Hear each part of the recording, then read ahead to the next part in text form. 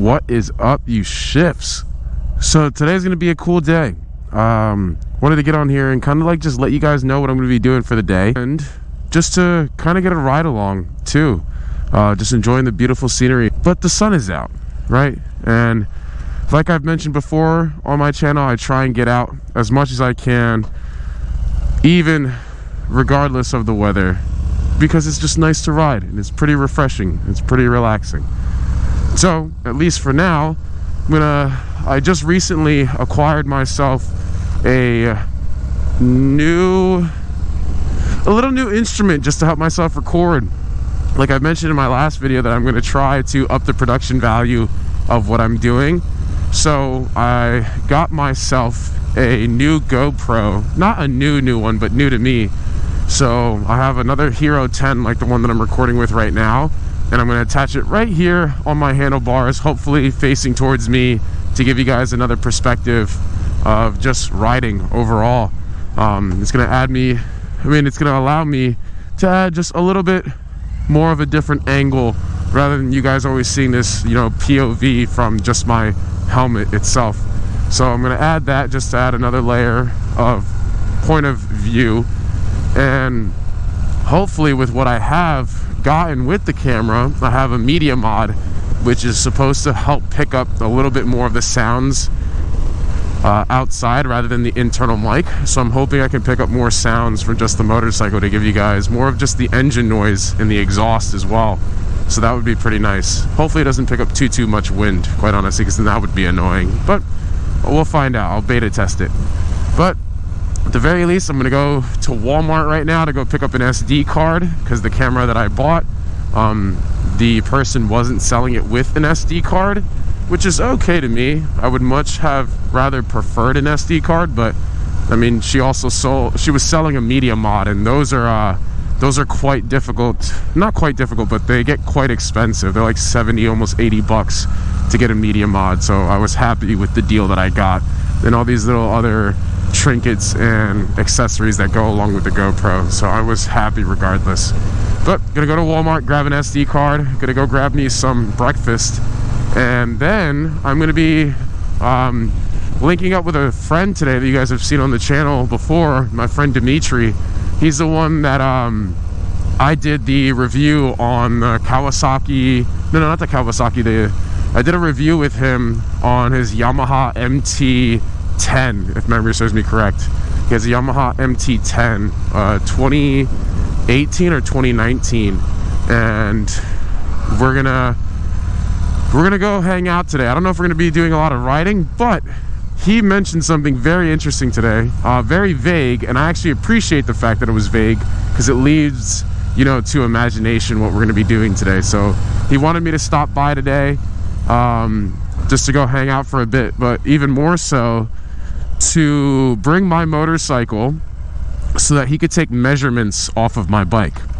Now, I don't know exactly what that means. I mean, I can guess up and down what it could be, but he didn't explain exactly what, nor did I ask any questions. I just said, sure, man, absolutely.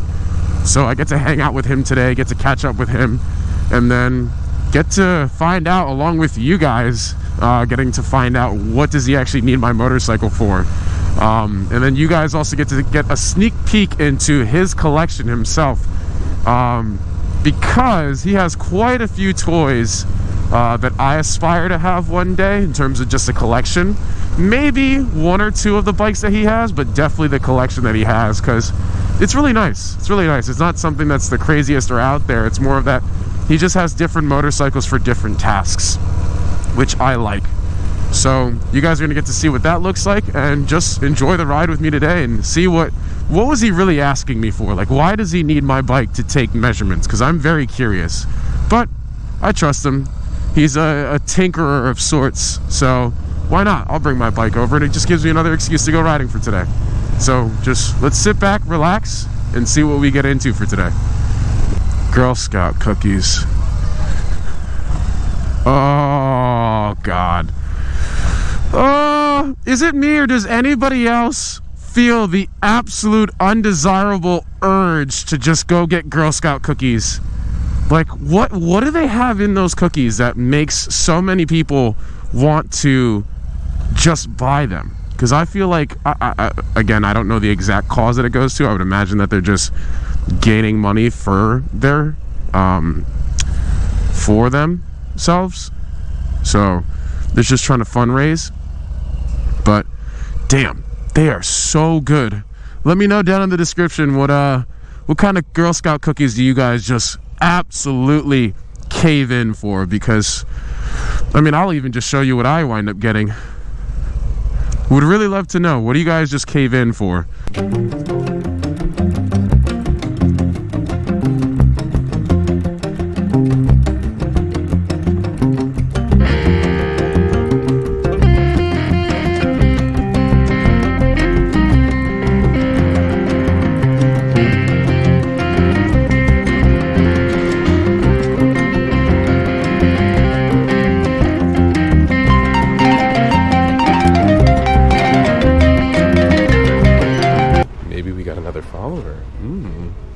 It always feels weird doing that, telling people about my channel, but I'm going to be my biggest promoter, so I probably should get more comfortable with doing that, don't you think? One down. Now, to go get breakfast.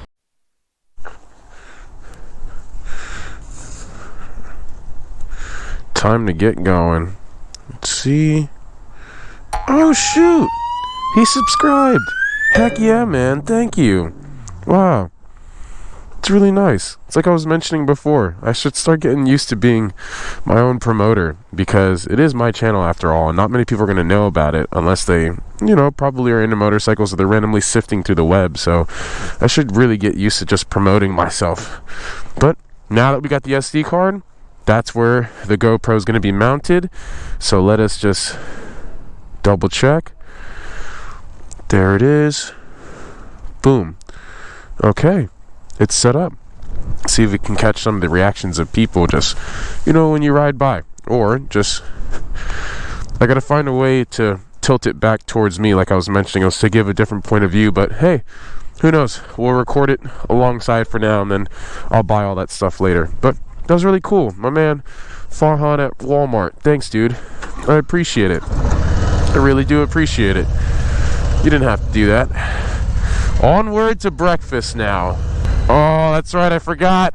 Girl Scout cookies. Son of a gun. Oh, let's just go buy a box. It's the support. It's the support. Oh, I'm going.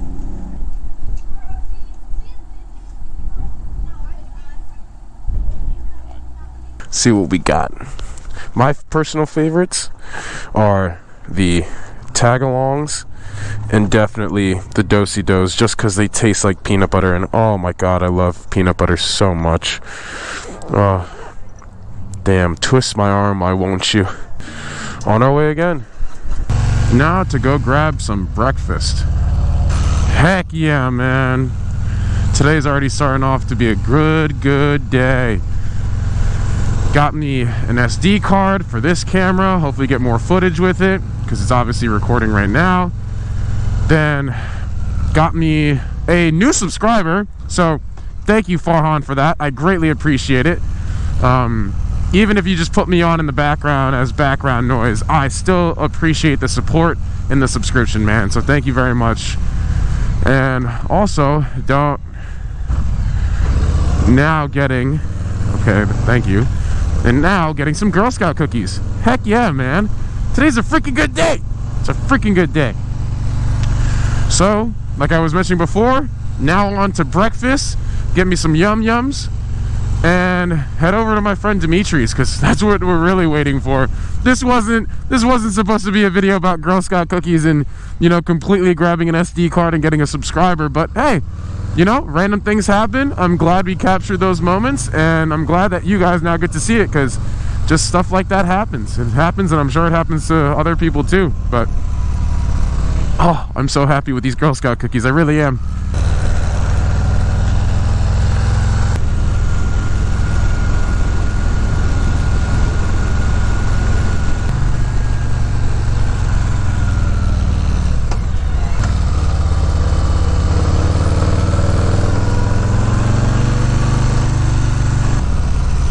Oh, they're sledding. Heck yeah. Here we are, getting breakfast now.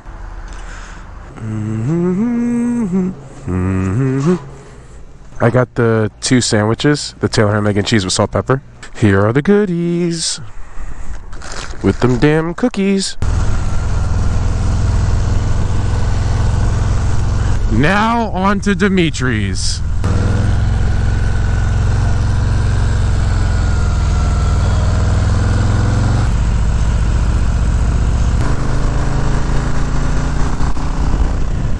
And then I'm going to bring these deadly cookies up front because they're delicious. Grab this thing. Today's sponsor brought to you in part by Do-si Do's. No, they're not. Girl Scouts are not sponsoring this at all. They're sponsoring my hunger, though. So yeah, man. What did you, what was the vagueness in me bringing my bike over for measurements? So, long story short, I love this bike, but the riding experience is not really what I expected it to be. Okay. Always kind of had a hard time, like, getting it to ride smoothly in the way that, like, people sort of say that it should. Okay. And this is at, like, certain engine speeds, you know. Aside from that, it's still an old Harley Sportster engine-based design. You know, it's still going to shake a fair bit and all that, and that's expected. But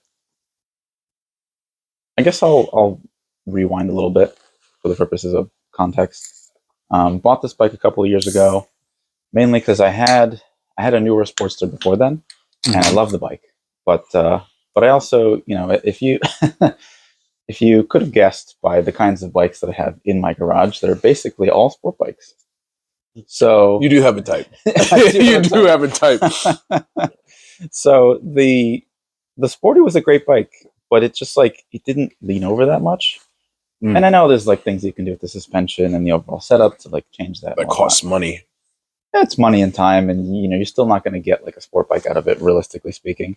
Harley Davidson did make the XR 1200 for a short while, which it was basically a sport bike based on the Sportster frame. But they only did a short run. They're kind of rare.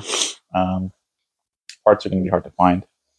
So I never really got around to getting one of those. Like there was never a good intersection of them being affordable and me being interested, I guess. That's important.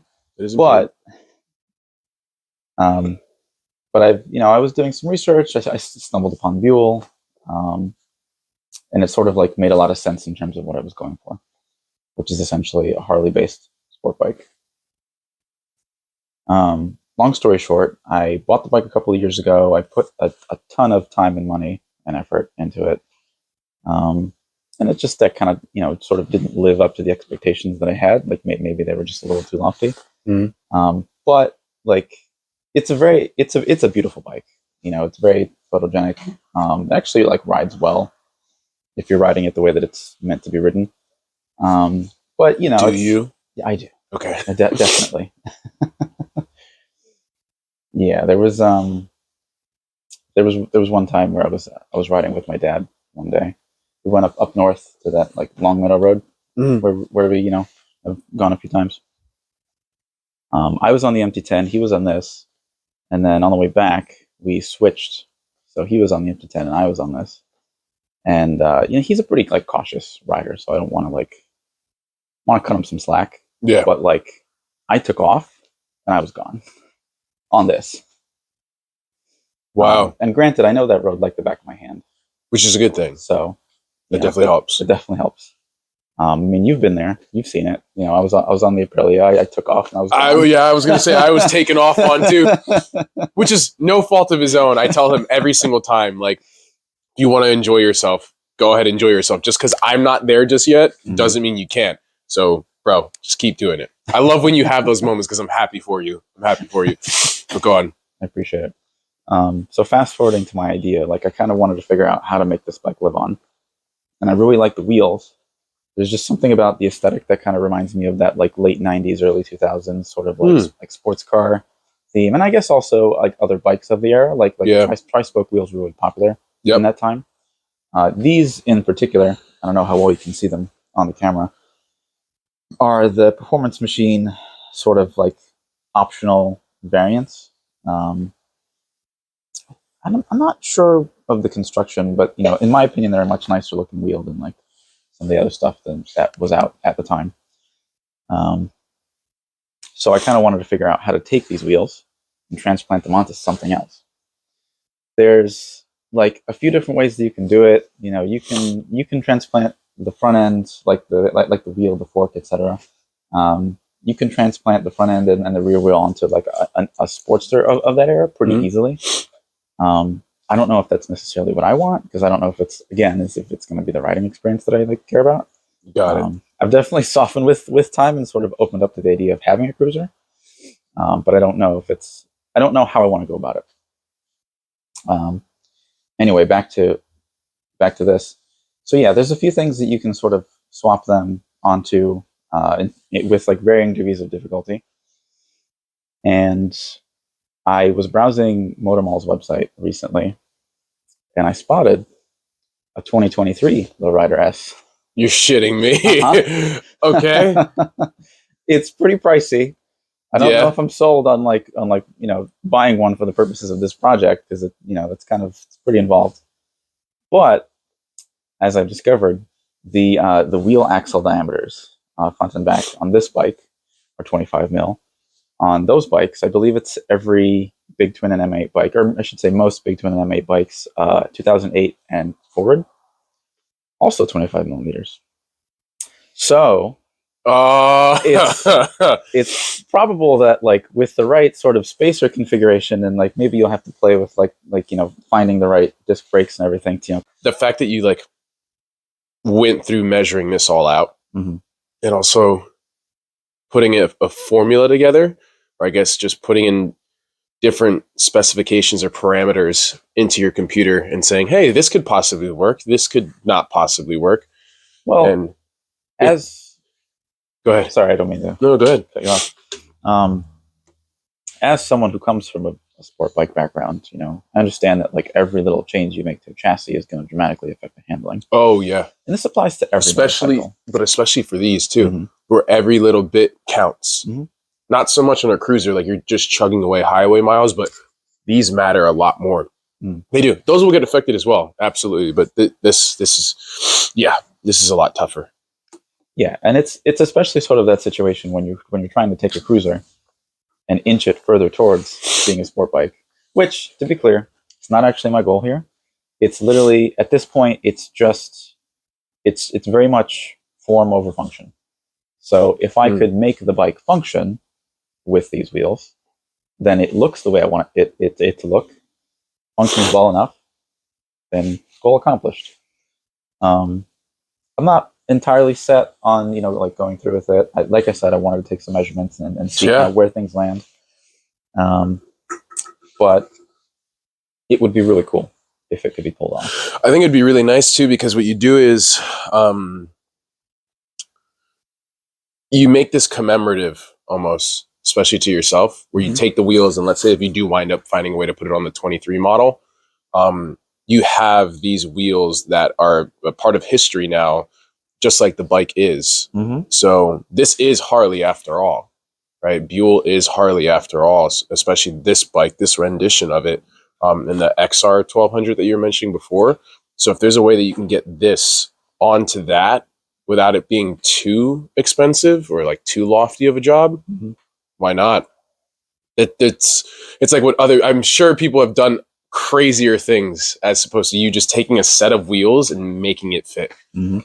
So people literally will take out engines and try and make them fit. That's way harder of a job. Yeah, and I mean, there's also all the guys out there with, like welding their own frames and, with all the custom specs that they want.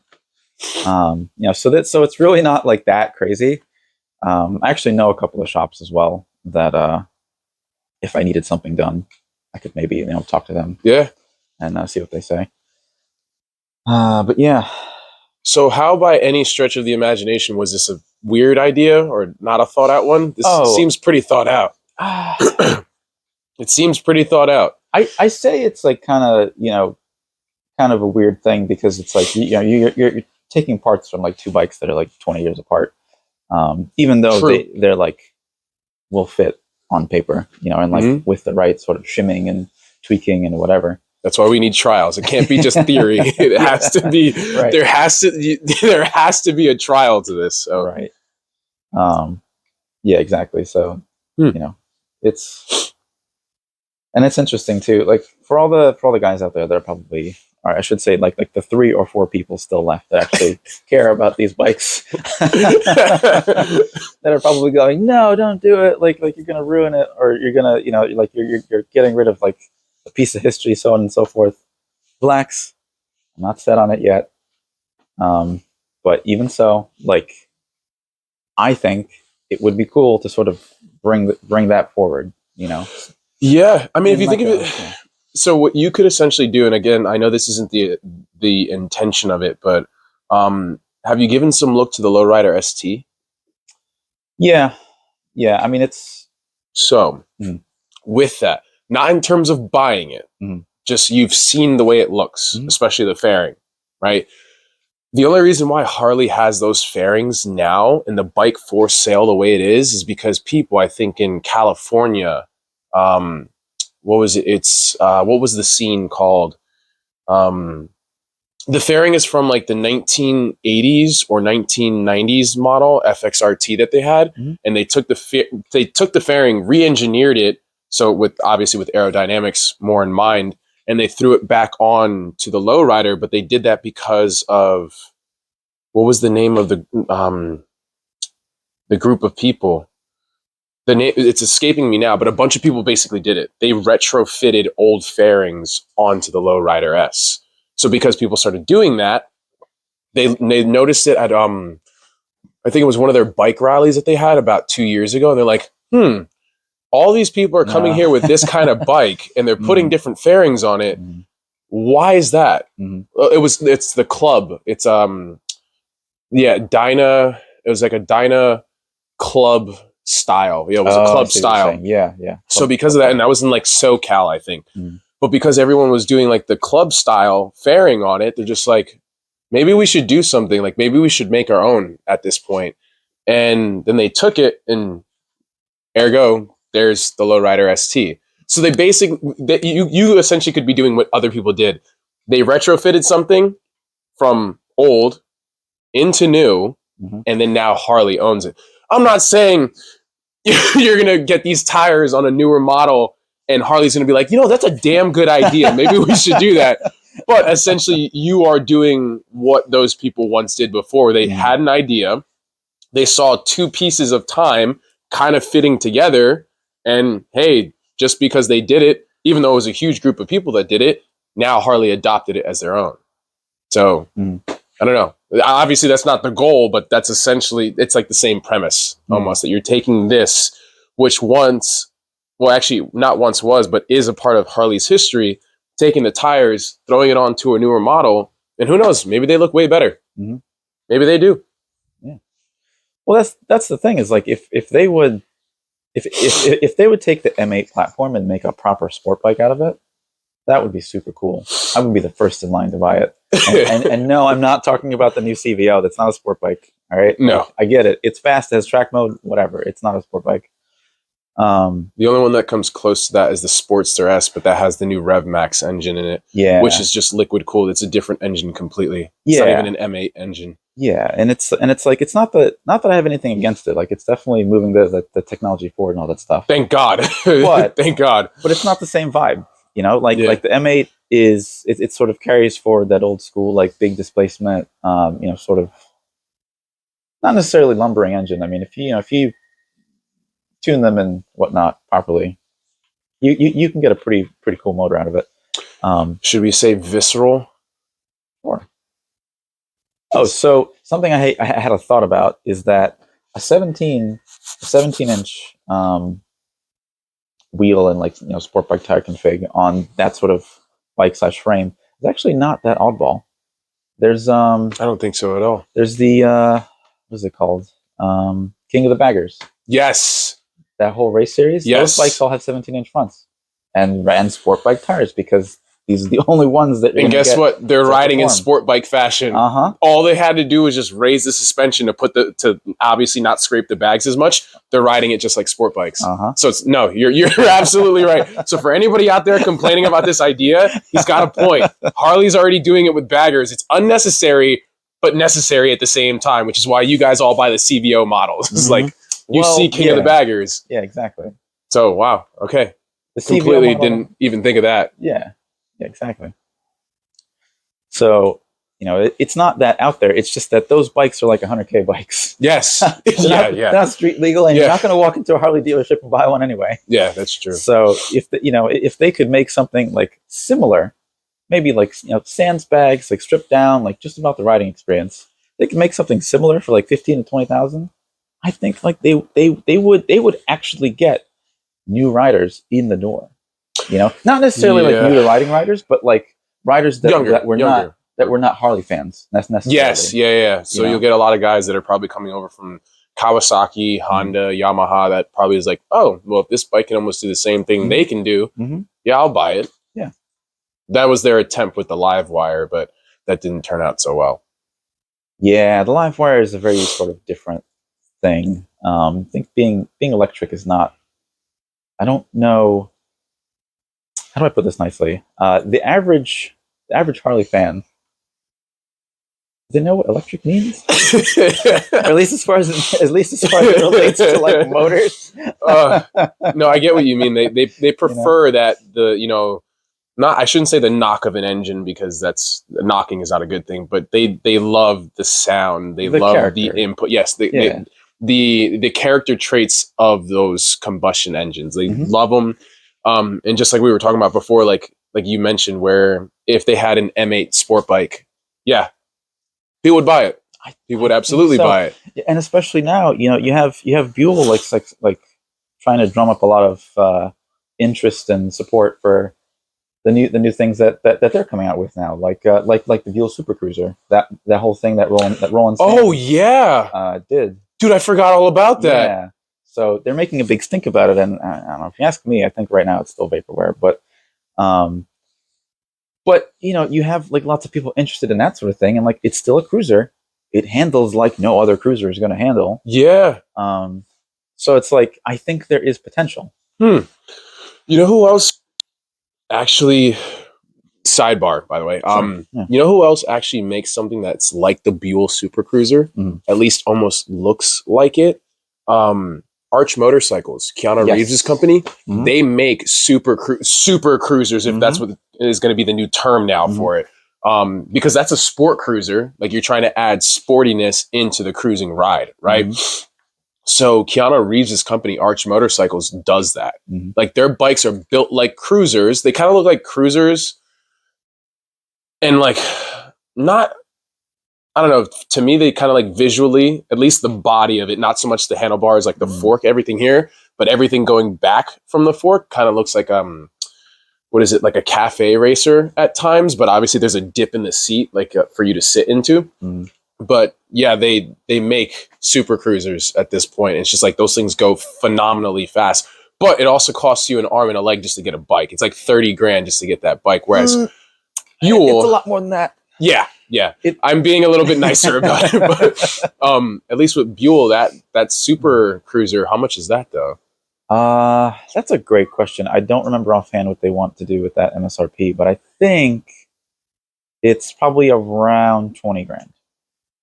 Roughly, maybe a little less. It's already competing with that. Yeah. Oh yeah. No. It's, as far as like what Harley already sells, like it's right in there. It's not. Yeah.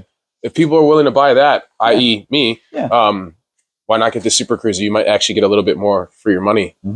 So, wow. Yeah, man. So, it's a lot of things to think about.